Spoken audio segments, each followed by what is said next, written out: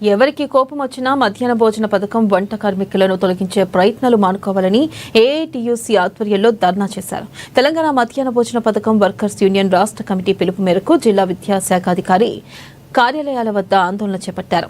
ఇక ఆ తర్వాత జగిత్యాల జిల్లా డీఈఓకి వినతి పత్రాన్ని అందజేశారు. గత ప్రభుత్వ హయాంలో వంట కార్మికులు జరిపిన అనేక పోరాటాల్లో నేటి శాసనసభ్యులు, మంత్రులు, స్వయంగా ముఖ్యమంత్రి కూడా పాల్గొన్నారని వారు గుర్తు చేశారు. కానీ కాంగ్రెస్ అధికారంలోకి వచ్చాక కార్మికులకు 10,000 రూపాయల వేతనాలు ఇస్తామన్న హామీని తుంగలో తొక్కారని మండిపడ్డారు.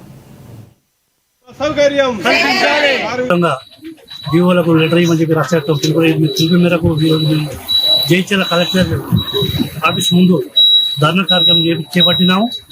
ముఖ్యంగా మా డిమాండ్స్ ఏమిందంటే, గౌరవనీయులు రేవంత్ రెడ్డి గారు మీరు ఎన్నికల ముందు ఇచ్చిన హామీని మీరు నెరవేర్చుకోవాలి. మధ్యాహ్న భోజన వర్కర్స్కు ప్రతి ఒక్క కార్మికురాలకి నెలకు 10,000 వేతనం ఇస్తామని చెప్పి హామీ ఇచ్చారు.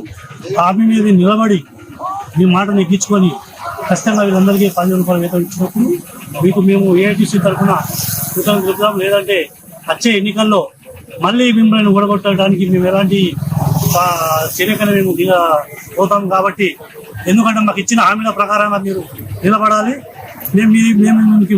రాష్ట్రవ్యాప్తంగా మన మధ్యాహ్న భోజన కార్మిక సంఘం 31 తారీఖు నాడు హైదరాబాద్ లో జరిగిన రాష్ట్ర కమిటీ పిలుపు మేరకు అన్ని జిల్లాలలో 3-4 తారీఖు లోపట్ల మరి జిల్లా డిఓలకు మన సమస్యల గురించి లెటర్లు, వినతి పత్రాలు ఇచ్చి మరి సమస్యలు పరిష్కరించాలని చెప్పి మనం డిమాండ్ పత్రాలు ఇవ్వాలని చెప్పి నిర్ణయించడం జరిగింది.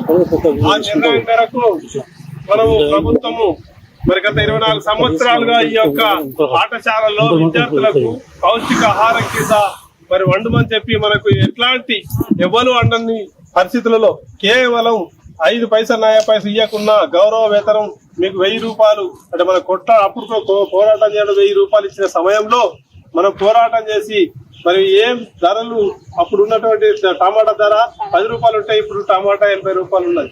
అంటే ఆ రోజు నుంచి కూడా మనం పోరాటం చేసి 24 సంవత్సరం నుంచి మరి వంట వండి